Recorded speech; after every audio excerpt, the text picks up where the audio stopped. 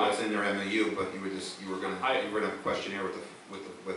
Well, I said that the policemen already have this in their contract, and so since that is in their contract, of course we should follow through with it. Right. So there's really no reason not to. Right. I haven't even addressed the firemen. No, but it's been addressed. But you addressed it in the newspaper, and you said you didn't think it needed to be done. Well, do I think it really needs to be done? No, I don't think it really needs to be done. I think if the community really is calling for this, I certainly will stand behind it.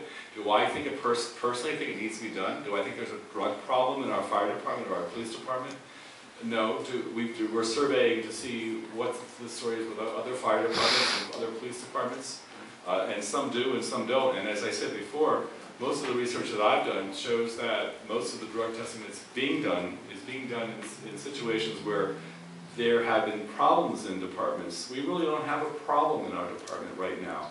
In terms, and I want the community to understand that we don't have a problem with drugs or illegal drugs or any of this going on. So why would you have a problem with testing then? If there is no problem, why would you have a problem with testing, I guess is the question. Well, I didn't say I had a problem with testing.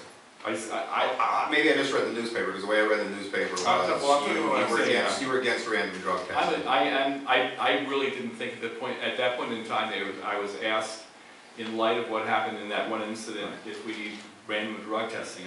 I think that's first of all, I think it's an overreaction. I think it's something that needs to be evaluated, and we'll talk about it, and we are talking about it.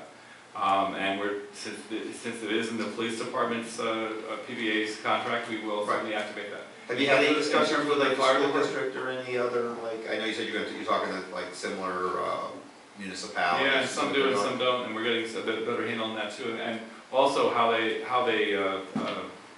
activate their systems and how they run their programs. But on the other hand, I'm not saying that we're not going to do drug testing for the fire department. I'm saying it's something to look into. But I think the community really needs to understand that we have an exemplary fire department and police department.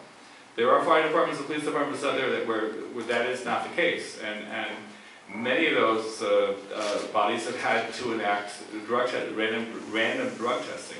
Now, there are other bodies that have enacted random drug testing without having had that kind of experience. But there are quite a few other bodies that don't have random drug testing at this point in time.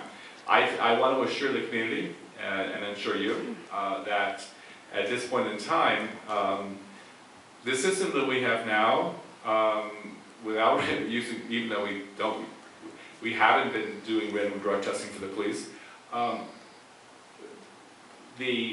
what we have now has worked. When there seem to be problems, they are detected and they're isolated. And at this point in time, everybody in both departments seems to have a good handle on who they're working with and what's going on. And in terms of any kind of concern that there is something going on along those lines, illicit drug use or people showing up to work